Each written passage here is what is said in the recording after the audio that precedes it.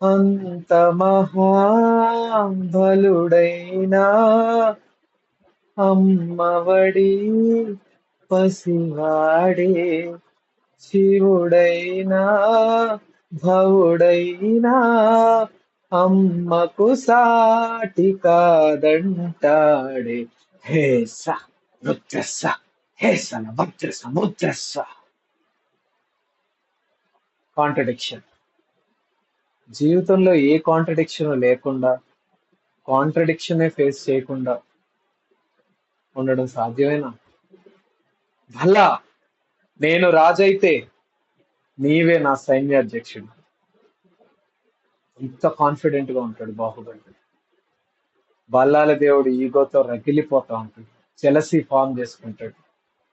బల్లాల దేవుడు తండ్రి బిజ్జల దేవుడు, స్వార్థపరుడు, పగతో రగిలిపోతా ఉంటాడు. తన అవిటితనం వల్ల తన రాజ్యాధికారం రాలేదు, తన అవిటి బుద్ధి వల్ల కాదు అనే భ్రమలో జీవితాంతం అదే కాంట్రడిక్షన్ లో బతుకుతాడు. కట్టప్ప తన జీవితం మొత్తం కాంట్రడిక్షన్. ఒక గిల్ట్ లైఫ్. శివగామి దేవి కళ్ళ ముందు జరుగుతున్న అబద్ధాన్ని కంటితో మాత్రమే చూడగలిగింది.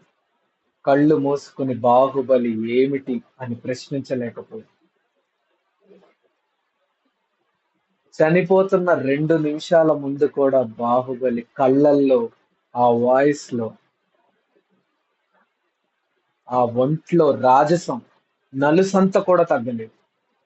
జీవితంలో ఏ కాంట్రడిక్షన్ లేకుండా, కాంట్రడిక్షన్ ఫేస్ చేయకుండా జీవితం జీవించడం సాధ్యమేనా?